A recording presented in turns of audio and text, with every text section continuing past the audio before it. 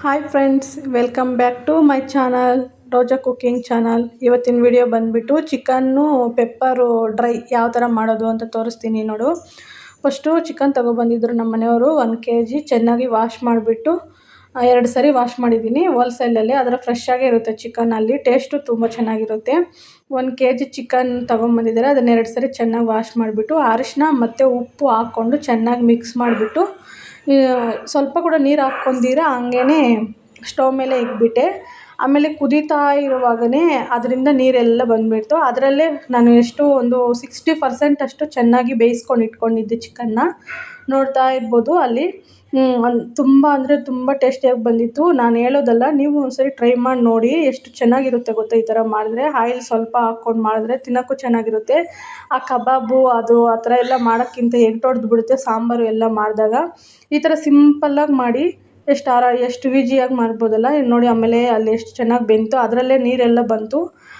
ಆಮೇಲೆ ನೋಡ್ತಾ ಇರ್ಬೋದು ಪೀಸೆಲ್ಲ ಸೈಡ್ಗೆ ಎತ್ತಿಕ್ಕೊಂಡಿದ್ದೀನಿ. ಆಮೇಲೆ ನಾನು ಏನಿಲ್ಲ, ಸಿಂಪಲ್ಲಾಗಿ ಶುಂಠಿ ಬೆಳ್ಳುಳ್ಳಿ ಪೇಸ್ಟು, ಆಮೇಲೆ ಅದೇ ಬಾಣಲಿ ಇಟ್ಕೊಂಡ್ಬಿಟ್ಟು ಅದರಲ್ಲಿಗೆ ಸ್ವಲ್ಪ ಎಣ್ಣೆ ಹಾಕ್ಕೊಂಡಿದ್ದೀನಿ, ಸ್ವಲ್ಪ. ಆಮೇಲೆ ಜೀರಿಗೆನೂ ಸಾಸಿವೆ ಹಾಕ್ಕೊಂಡು ಇದು ಮಾಡ್ಕೊಂಡಿದ್ದೀನಿ. ಆಮೇಲೆ ಬಂದುಬಿಟ್ಟು ಶುಂಠಿ ಬೆಳ್ಳುಳ್ಳಿ ಪೇಸ್ಟ್ ಹಾಕ್ಕೊಂಡು ಹಸಿ ಸ್ಮೆಲ್ ಹೋಗೋ ತನಕ ಚೆನ್ನಾಗಿ ಫ್ರೈ ಮಾಡ್ಕೋಬೇಕು ಅದರಲ್ಲಿ.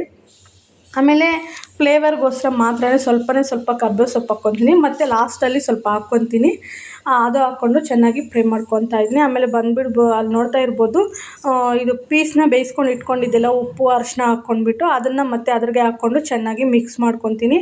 ಆಮೇಲೆ ಮಸಾಲೆ ಬಂದುಬಿಟ್ಟು ನಾನೇನೇನು ಹಾಕಿದ್ದೀನಿ ಅಂದರೆ, ಗರಂ ಮಸಾಲೆ ಒಂದು ಚಿಕ್ಕ ಸ್ಪೂನಲ್ಲಿ 1.5 ಸ್ಪೂನು, ಆಮೇಲೆ 1.5 ಸ್ಪೂನಷ್ಟು ಹಾಕ್ಕೊಂಡೆ. ಆಮೇಲೆ ಇದು ಬಂದುಬಿಟ್ಟು ಪೆಪ್ಪರೇ ಅಲ್ಲ, ಅದಕ್ಕೆ ಇದು ಪೆಪ್ಪರ್ ಸ್ವಲ್ಪ ಜಾಸ್ತಿ ಹಾಕ್ಕೋಬೇಕು. ಪೆಪ್ಪರ್ ಬಂದುಬಿಟ್ಟು ನಾನು ಮನೆಯಲ್ಲಿ ಮಾಡಿಲ್ಲ, ಪ್ಯಾಕೆಟ್ ತೊಗೊಂಬಂದಿದ್ದು. ಅದನ್ನು 1 ಸ್ಪೂನ್, ದೊಡ್ಡ ಸ್ಪೂನಲ್ಲಿ 1 ಸ್ಪೂನ್ ಹಾಕಿದೆ ಪೆಪ್ಪರು.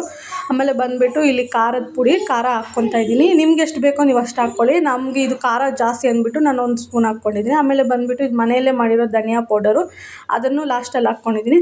ಆಮೇಲೆ ಬಂದುಬಿಟ್ಟು ಚಿಕನ್ ಫ್ರೈ ಮಸಾಲೆ ಇತ್ತು, ಅದು ಹಾಕಿದ್ದೀನಿ. ಬಟ್ ನಮ್ಮ ಮನೆಯವ್ರೇನೋ ವೀಡಿಯೋ ತೆಗ್ದಂಗಿಲ್ಲ, ಅದನ್ನು ಹಾಕಿದೆ. ಆಮೇಲೆ ಲಾಸ್ಟಲ್ಲಿ ಸ್ವಲ್ಪ, ಯಾಕಂದರೆ ಫಸ್ಟೇ ಪೀಸಲ್ಲಿ ಇದಿತ್ತಲ್ಲ, ಉಪ್ಪು ಹಾಕಿದ್ದೆಲ್ಲ, ಅದಕ್ಕೆ ನೋಡ್ಕೊಂಡು ಹಾಕ್ಕೋಬೇಕು. ಆಮೇಲೆ ಸ್ವಲ್ಪ ಉಪ್ಪು ಹಾಕ್ಕೊಂಡೆ ಲಾಸ್ಟಲ್ಲಿ. ಆಮೇಲೆ ಅಲ್ಲಿ ಕೊತ್ತಂಬರಿನೂ ಕರ್ಬೇವು ಸೊಪ್ಪು ಹಾಕ್ಕೊಂಡೆ. ಅಲ್ಲಿ ನೋಡಿ ಬಿಸಿ ಮುದ್ದೆ ಮಾಡಿದ್ದೀನಿ. ಬೆಳಗ್ಗೆ ಬಂದುಬಿಟ್ಟು ತೊಗರಿಕಾಯಿ ಹುಳಿ ಸಾಂಬಾರು ಮಾಡಿದ್ದೆ, ಅದು ತುಂಬ ಸಖತ್ತಾಗಿತ್ತು.